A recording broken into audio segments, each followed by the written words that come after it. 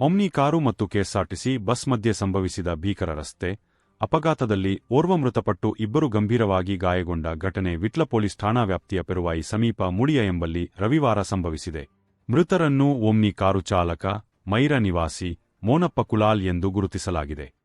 ಮೋನಪ್ಪರ ಪತ್ನಿ ಲಲಿತಾ ಮತ್ತು ಜೊತೆಗಿದ್ದ ರಮಣಿ ಎಂಬವರು ಗಂಭೀರವಾಗಿ ಗಾಯಗೊಂಡಿದ್ದು, ಅವರನ್ನು ಸ್ಥಳೀಯರು ಆಂಬ್ಯುಲೆನ್ಸ್ ಮೂಲಕ ಮಂಗಳೂರಿನ ಆಸ್ಪತ್ರೆಗೆ ರವಾನಿಸಿದ್ದಾರೆ. ವಿಟ್ಲದಿಂದ ಪೆರುವಾಯಿ ಕಡೆಗೆ ಹೋಗುತ್ತಿದ್ದ ಒಮ್ನಿ ಕಾರು ಮತ್ತು ಪಕಳಕುಂಜದಿಂದ ವಿಟ್ಲ ಕಡೆಗೆ ಬರುತ್ತಿದ್ದ ಕೆಎಸ್ಆರ್ಟಿಸಿ ಬಸ್ ಮುಳಿಯ ಎಂಬಲ್ಲಿ ಮುಖಾಮುಖಿ ಲಿಕ್ಕಿ ಹೊಡೆದಿದೆ.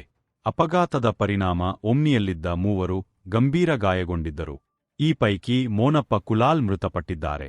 ವಿಟ್ಲ ಪೊಲೀಸರು ಘಟನಾ ಸ್ಥಳಕ್ಕೆ ಆಗಮಿಸಿ ತನಿಖೆ ನಡೆಸಿದ್ದಾರೆ. ಅಪಘಾತದ ರಭಸಕ್ಕೆ ಕಾರು ಸಂಪೂರ್ಣ ನಜ್ಜುಗುಜ್ಜಾಗಿದೆ.